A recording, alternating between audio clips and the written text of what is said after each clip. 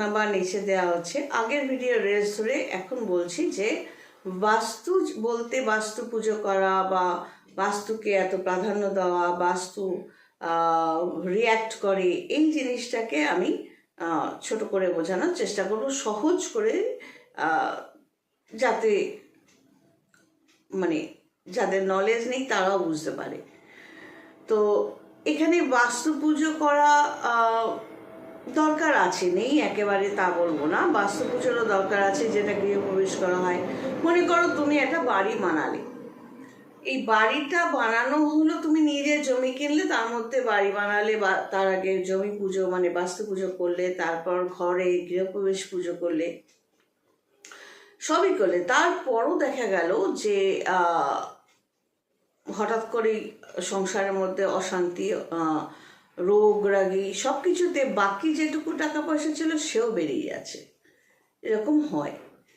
প্রথম কথা বুঝতে হবে যে শাস্ত্রে কখনোই কিন্তু আলাদাভাবে মানে বাস্তুকে বাস্তুদেব বলে যে ছবিটা দেখো, যে বাস্তুদেবের ছবি মোটামুটি সবাই জানো, যে ওই বাস্তুদেবের যে ছবিটা দেখানো হয়, এইটার ক্লারিফিকেশন মানে এটাকে কিভাবে অ্যাকচুয়ালি ম্যাটারটা কাজ করে। প্রথম কথা হলো, বাস্তু জীবিত লিভিং অবজেক্ট ধরা হয় কারণ তার একটা নিজস্ব ঊর্জা আছে। কীরকম? কারণ হচ্ছে তুমি ফার্স্ট কথা হলো, বাস্তু পীড়িত হলে সেখানে যারা বসবাস করবে তাদেরও সমস্যা হবে। তো এটা হলো প্রথম প্রমাণ যে বাস্তু জীবিত। যে পরিবারে বা যে ঘরে ফার্স্ট হলো মাটিতে ধপধপ করে আওয়াজ করে চলাফেরা করা হয়, বা মাটিতে জিনিসপত্র পড়ছে সেই আওয়াজ হয়, তুমি বাস্তুকে যদি আঘাত করো, সেও তোমাকে পাল্টা আঘাত করবে ওই নেগেটিভ কার্যকলাপের মাধ্যমে, মানে রোগ রাগী হেনা তেনা এগুলো। তো শাস্ত্রে বাস্তু দেব আলাদা এইভাবে, বা ওই ঊর্জা বা শক্তি, এই যে এত কথা বলা হয়েছে, আমরা সহজ করে কি কেন বোঝানোর চেষ্টা করি, সেটা হলো যে অত জটিলতার মধ্যে গিয়ে বা অত মন্ত্রের মধ্যে গিয়ে তো লাভ নেই। যারা নর্মাল সাধারণ মানুষ তারা শুধু সলিউশনটুকু চায়। তো সলিউশন এটাই হচ্ছে যে এর আগের ভিডিওতে যেমন বললাম যে প্রত্যেক মানুষের মধ্যে যেমন একটা ঊর্জা থাকে, সব এনার্জি ব্যাপারটা যেমন আগের ভিডিওতে এই রেসটা করে বোঝালাম, ঠিক একইভাবে বাস্তু সেটাকেও লিভিং অবজেক্ট ধরা হচ্ছে। দেবতা বলে অনেক কিছু চালানোর চেষ্টা করা হয়, তার কারণটা কি? কারণ হচ্ছে যখনই কোনো কিছু তোমার গাইড বা গুরু যারা রয়েছেন তারা, বা সকল পুরোহিত বলো, তান্ত্রিক বলো, যারা আধ্যাত্মিক আলোচনা করছে, তারা যখন কোনো জিনিস তোমাকে পবিত্র বলবেন, যে এটা করলে এটা পূর্ণ হবে বা এটা পবিত্র জিনিস, তখন মানুষ সেটা মানার চেষ্টা করে। কিন্তু যদি সায়েন্টিফিক্যালি বোঝানোর চেষ্টা করা হয় তাহলে কিন্তু মানুষ সেটা অ্যাকসেপ্ট করে না, চট করে অ্যাকসেপ্ট করতে পারে না। এই জন্য ওই ঊর্জা বা শক্তি এগুলোর মধ্যে না গিয়ে ওই বাস্তুদেব বলে চালিয়ে দেওয়া হয়। মানে এটা হলো সহজ রাস্তা যে মানুষকে হেল্প করার। তো বাস্তুকে যেহেতু জীবিত মনে হচ্ছে, লিভিং অবজেক্ট, তো লিভিং অবজেক্ট মানেই জীবন্ত, মানেই যে তার একটা শরীর থাকবে সেটা নাও হতে পারে। ইলেকট্রিক্যাল এনার্জি, তার তো কোনো শরীর নেই, কিন্তু সেটা একটা এনার্জি, তাই না? কাইনেটিক এনার্জি, সোলার এনার্জি, এগুলো কোনো শরীর নয়, কিন্তু এগুলো এক একটা এনার্জি। এই শক্তিটাকে ঊর্জা বলছে। তো বাস্তু জীবিত মানে তারও একটা নিজস্ব শক্তি আছে। যে বাস্তু বারবার আঘাতপ্রাপ্ত হবে, এর আগের ভিডিওতে অনেকবার বলেছিলাম যে অনেক লোকজন যাওয়া আসা করা, মানে সেই তুমি যখন ধরো বাড়ি বানালে, গৃহপ্রবেশ করলে, এবার তোমরা থাকতে শুরু করলে, তো তার আগে পর্যন্ত ওই বাস্তুতে কিন্তু কিছু পজিটিভ কিছু নেগেটিভ এনার্জি ছিল। আগেও বলছি, নেগেটিভ বা পজিটিভ এনার্জি মানেই যে শরীর, সেটা ভাবার কোনো কারণ নেই। এনার্জি ছিল, কিছু ঊর্জা ছিল। এবার তুমি যদি ঠিকঠাকভাবে সিস্টেমেটিক্যালি রিদমিক্যালি ছন্দের সাথে নিজের জীবনটাকে চালাতে পারো, যেমন হই হুল্লোড় না করা, জোরে কথা না বলা, দুমদাম বাসনপত্রে আওয়াজ না করা, পার্টি ওই পার্টি নামে যা যা খাওয়া হয় সেসব না করা, মানে শান্তশিষ্ট যদি নিজের বাসস্থানটাকে রাখো, তাহলে ওই এনার্জিগুলো তোমাকে সাপোর্ট করতে শুরু করবে। আর যদি উল্টোটা করো, সেই এনার্জিগুলো স্ক্যাটার্ড হয়ে যাবে। তোমার এনার্জি কখনো পজিটিভ নেগেটিভ বোঝে না, তারা নিজেরা পজিটিভ নেগেটিভ। মলিকিউলের মধ্যে তোমার প্লাস মাইনাস আছে, প্রোটন প্লাস ইলেকট্রন মাইনাস আর নিউট্রাল জিনিস। তো এনার্জির মধ্যে এই জিনিসগুলোই রয়েছে। এরা ভালো বোঝে না, মন্দও বোঝে না। তাহলে খারাপ কেন হয়? বাস্তুতে যখন অত্যাচার এইভাবে করা হচ্ছে, যেগুলো বললাম, ওইভাবে যখন বাস্তুতে অত্যাচার করা হচ্ছে, তখন ওই বাস্তু মানে স্ক্যাটার্ড হয়ে যায়, ছড়িয়ে ছিটিয়ে পড়ে। কীরকম ছড়িয়ে ছিটিয়ে পড়ে? এবং ছড়িয়ে ছিটিয়ে পড়লে কেন সেই মানুষগুলোর ওপর আঘাত আসতে শুরু করে, নেগেটিভ এনার্জির প্রভাব কেন হতে শুরু করে? যেমন ধরো নদী, ওপর থেকে পাহাড়ের জল গলে নদী আসছে বুঝলে। এবার নদী যদি কিনারা না পায়, কিনারা দুদিকে সুন্দর কিনারা পেলে নদী সুন্দর স্রোতে বয়ে যাবে। আর যদি কিনারা নদী না পায়, তখন সেই নদী আর সুন্দর থাকবে না। সেই নদীটাকে তখন এত ফুলে ফেপে আসবে, সেটা বন্যা হয়ে যাবে। তো এইটাই হলো ছন্দ, মানে এনার্জি যে কোনো লিভিং অবজেক্টের আছে, সেটাকে বুঝে নিয়ে যখন ছন্দ নিয়ে তুমি চলতে শুরু করবে, ওই সুন্দর নদীর মতো তোমার লাইফটাও চলতে থাকবে। কিন্তু যখন যে কোনো জিনিসকে, ভূমি তো সবসময় নড়ছে কথা বলছে তা না, সেই জন্য ভূমিকে মৃত ভাবার বা বাস্তুকে মৃত ভাবার কিন্তু কোনো কারণ নেই। বাস্তু জীবিত, বাস্তুর মধ্যে যে এনার্জি সেটাও জীবিত। সেই জন্যই যখন নেগেটিভ কার্যকলাপগুলো কোনো বাস্তুতে হতে থাকে, তখন সেই মানুষগুলোর ওপর নেগেটিভ প্রভাবই পড়তে থাকে। নদীর উদাহরণটা একটা দিলাম। তো ধরো যদি দেখেছো কিনা জানি না, যেমন ইলেকট্রন, প্রোটন, নিউট্রন এইভাবে বিভিন্ন মোডে ঘুরতে থাকে, কিন্তু একটা জায়গার মধ্যেই ঘুরতে থাকে, নিজেরাই ভাগ হয়ে যাচ্ছে, নিজেরাই জুড়ে যাচ্ছে, কিন্তু ওটা একটা রিদমিক ওয়েতে। এই যে ইউনিভার্স মানে বিশ্ব ব্রহ্মাণ্ড চলছে, সেটাও কিন্তু একটা ছন্দেই চলছে, যেটাকে আমরা বলছি কসমিক এনার্জি, কসমিক পাওয়ার, ইউনিভার্সাল পাওয়ার। এর আগে একটা ভিডিওতে বললাম যে ম্যানিফেস্টেশন করাটা কিন্তু অত সহজ নয়। ম্যানিফেস্ট করতে গেলে তোমাকে বুঝতে হবে ধুমধাম করে আমি এটা চাই ওটা চাই, ইলজিক্যালি ইলিগালি চাইলেই সব কিছু পাওয়া যায় না, উল্টে নেগেটিভ এফেক্টের মধ্যে পড়তে হয়। আর গ্রহ নক্ষত্রের পজিশন এখানে যদি তোমার বার্থ চার্টে থেকে থাকে, বা গোচর মানে ট্রানজিটে যদি নেগেটিভ প্ল্যানেট হয়ে যায়, ধরো তোমার ছকে মঙ্গল ভালো, কিন্তু গোচর ফল মানে রেগুলার যে তাদের গ্রহ নক্ষত্রের যে পজিশন, সেটা যদি এখানে নেগেটিভ হয়, এটা হতেই পারে তুমি খারাপ রেজাল্ট পাবে। এবার তুমি লাফালাফি করো আর যাই করো, যে আমি তান্ত্রিককে দিয়ে কাজ করাচ্ছি, কি জ্যোতিষীকে বলছি, কি পাথর পড়েছি বা কবচ পড়েছি, বা আমার এরকম হবে কেন? ব্যাপারটা হচ্ছে জ্যোতিষী তান্ত্রিকরা তো দূরে, তোমার কোলের কাছে তো বসে থাকে না। এবার তোমরা যেরকম রিপোর্ট দেবে, যে কতটা মানবে কতটা মানবে না, তাদের দেওয়া প্রোটেকশনটা কতটা রাখবে কতটা রাখবে না, সব তো তোমাদের উপরেই নির্ভর করছে। এগুলো বললেই আমার অনেক কাস্টমাররা বলে হ্যাঁ আমাদের দোষারোপ করছে। না, ব্যাপারটা তা না। জ্যোতিষী বা জ্যোতিষী শুধু বলে দিচ্ছে তোমার বাস্তু প্রবলেম আছে, কি এই প্রবলেম আছে ওই প্রবলেম আছে, জ্যোতিষীর কাজ শেষ। তান্ত্রিক কি করছে? অ্যাজ স্পিরিচুয়াল গাইড, মানে আধ্যাত্মিক গুরু। এবার গুরু জায়গাটাতে আমার একটু আপত্তি আছে, তার চাইতে গাইড বলো। আগে এজেন্টরা গুরু লিখতো, আমি ওটাকে কেটে গাইড কথাটা স্টার্ট করে দিয়েছি।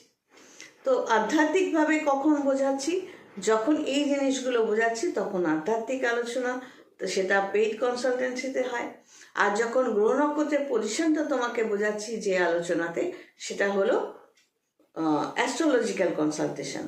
তো ফ্রি কনসালটেশনের পরও যদি দরকার পড়ে তখন তুমি পেইড কনসালটেশনে আসবে। কারণ আমার নিজস্ব ক্লায়েন্ট যত রয়েছে তাতে আমার পক্ষে সবসময় পেইড কনসালটেশন দিয়ে ছেড়ে দেওয়ার চেষ্টা করি, কাজ চট করে আমি হাতে নেওয়ার চেষ্টা করি না, সম্ভব হয় না, অসুবিধে হয়। তো যাই হোক, তো এই বাস্তুর জায়গাটা বললাম, ঊর্জার জায়গাটা বললাম। এবার আমরা নর্মালি কি করি, যখন দেখি কোনো মানুষকে বোঝাতে পারছি না এই এনার্জির জায়গাটা বা বাস্তুর জায়গাটা কিভাবে সিস্টেমেটিক্যালি থাকতে হবে, সিস্টেমেটিক্যালি না থাকলে গ্রহ নক্ষত্রের প্রভাবে তোমার কতটা খারাপ হতে পারে, আমি ব্যক্তিগতভাবে খারাপ কথাগুলো কোনো কাস্টমারকে বলি না, শুধু বলি সাবধানে থাকো, এই সময়টা সাবধানে থাকো। তাদের কিছু জিনিস দিয়ে দিই, কিছু তারিখ বলে দিই, এই তারিখগুলো, তো এইভাবে তাদের গাইড করার চেষ্টা করি, একটা মোরাল সাপোর্ট। এইবারে কথা হচ্ছে যে এই এই জায়গাগুলো বুঝতে গেলে তখন আমরা ওই ধর্মের নামে জায়গাগুলো মানে পবিত্র, এটা করলে পবিত্র, এটা করলে পুণ্য, এইভাবে বোঝানোটা সহজ হয়। কারণ এই এনার্জি বোঝাতে গেলে, মলিকিউল বোঝাতে গেলে যে কোনো মানুষের মাথা এমনি খারাপ হয়ে যাবে যে কোথায় জ্যোতিষতন্ত্র, কোথায় সায়েন্স বোঝাচ্ছে। তো যে কোনো জিনিসের একটা রিয়াকশন আছে, তাই না? তুমি কথার কথা বলছি, ধরো পুরো পৃথিবীটাকে তুমি যদি একটা কিছু শেড দিয়ে ঢেকে দাও, কি না তাহলে আর গরম হবে না, সূর্যের ডিরেক্ট রশ্মিটা পৃথিবীর ওপর পড়বে না। যদি এরকম করো, তুমি ভাবলে বুদ্ধির কাজ করেছো না। সূর্য একটা লিভিং অবজেক্ট, তার সাথে পৃথিবীর কানেকশন অটোমেটিক হয়ে রয়েছে, খোদার ওপর খোদকারি করতে নেই।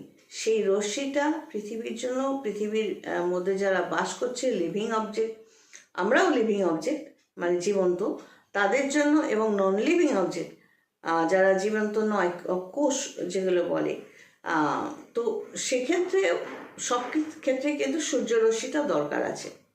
এবার পৃথিবীটাকে ঢেকে দিলে সূর্যরশ্মি থেকে আমরা বেঁচে গেলাম না। ওই সূর্যরশ্মিটা আসার জন্য যে ভাইরাস ব্যাকটেরিয়াগুলো মানুষকে অ্যাটাক করে না, সেগুলো এবার জীবিত হয়ে উঠে মানুষকে অ্যাটাক করবে। মানুষ সবসময়ই তখন অসুস্থ থাকবে, কারণ সোলার এনার্জিটা তারা পাচ্ছে না। এবার এই সোলার এনার্জিটাকে তুমি কি বলবে? ওটা ভগবান, তার রূপ আছে। সূর্যদেব থেকে শুরু করে মঙ্গল দেব, শনিদেব, সব কিছুর ব্যাখ্যা শাস্ত্রে রয়েছে, কিন্তু সব ব্যাখ্যা যদি বোঝাতে যাই ভিডিও শেষ হবে না। তো সহজ করে বোঝানোর রাস্তা হচ্ছে যে এইটা যারা স্পিরিচুয়াল গাইড তারা বা জ্যোতিষী, তাদের উচিত তারা বলে দেবে এইটা করো আর এইটা করবে না। বাস্তু নিয়ে যখনই কথা বলেছি, আমি বারবারই বলেছি, বাস্তুতে আঘাত করা, চেঁচামেচি করা, অসভ্যতা করা, পার্টি করা, নেগেটিভ জিনিস খাওয়া, সে জল বলো বা বলো, সব কিছুর কিন্তু একটা নেগেটিভ রিয়াকশান ফেস করতেই হবে। আর যেখানে যে পরিবারে এগুলো হবে না, তাদের প্রোগ্রেস অবশ্যম্ভাবী। তান্ত্রিক হিসেবেও আমি আমার অনেক কাস্টমারদের অনেক কিছুই দিই, কিন্তু সবসময় যে তারা সেগুলো ধারণ করে বা মেনে চলে তা নয়। যেগুলো খেতে বলছি, কিছু হার্বাল জিনিস হয়তো তাদেরই কিনে খেতে বললাম, তো সেগুলো হচ্ছে তারা সবসময় ফলো করছে তাও না। অনেক সময় বারণ করলে তারা যে শুনছে তাও না, কারণ এই লজিক্যাল তারা ভাবে লজিক্যালি বলছে, তো লজিকটাকে ইললজিক্যালি তাদের সেটাকে ফেলে দিতে, আমার কথাটা না শুনতে কিছু যায় আসে না। কিন্তু এই জিনিসটা বুঝতে হবে যে স্পিরিচুয়াল কনসালটেন্ট হিসেবেও যে আমি কাজ করি বা অ্যাস্ট্রোলজিক্যাল কনসালটেন্ট হিসেবেও কাজ করি, এই জিনিসগুলো যে বুঝিয়ে বুঝিয়ে দিচ্ছি, তার মানে হচ্ছে এগুলো করা উচিত, এগুলো করা উচিত না। এবং সেই যখনই আমরা বলি তখনই ওটাকে ভগবান, ধর্ম এগুলোর মধ্যে ঠেলে দিই, তাতে কি হয়, মানুষ সেটাকে সহজভাবে নিতে পারে। কিন্তু ধার্মিক বা ধর্ম মানে কিন্তু এটা নয় যে তুমি কতবার পুজো করলে দিনে, মন্ত্র পড়লে, আর কতবার তুমি জপ মন্ত্র দিয়ে জপ করলে কি রুদ্রাক্ষমালা এইভাবে গুনে জপ করলে বা মন্দিরে গিয়ে পুজো দিলে তার মানেই যে তুমি ধার্মিক, চূড়ান্ত ধার্মিক তা কিন্তু নয়। তোমার 24 আওয়ার্সের সিস্টেম, যে সিস্টেমটা, এবং সেই সিস্টেমটাকে তুমি কতটা সুন্দরভাবে প্রত্যেকটা দিন ফলো করছো, সেই এনার্জি, সেই ঊর্জাটাই তোমাকে ভালো রেজাল্ট দেবে। তোমার যদি এখানে গ্রহ নক্ষত্রের নেগেটিভ পজিশন থেকে থাকে, কোনো তান্ত্রিকের আন্ডারে থেকে তার নিয়মগুলো মানা এবং তার দেওয়া জিনিসগুলো ধারণ করা, এগুলো করে সিস্টেমেটিক্যালি চললে ডেফিনেটলি তুমি ভালো রেজাল্ট পাবে। আর কোথাও যখন নিজস্ব চিন্তাধারা লাগাবে, এটা মাথায় রাখতে হবে, আমরা ভাবি আমি করছি। নর্মালি মানুষ ভাবে আমি খুব রাগী, আমি খুব অ্যারোগেন্ট, আমি খুব এটা, আমি তাস খেলতে ভালোবাসি, আমি এটা করতে ভালোবাসি। ব্যাপারটা হচ্ছে এই প্রত্যেকটা আমি এই করতে ভালোবাসি এক একটা গ্রহের দ্বারা পরিচালিত। যে সন্ধে হলেই নেগেটিভ কার্যকলাপে লিপ্ত হয়ে পড়বে, তার জন্য রাহু দায়ী।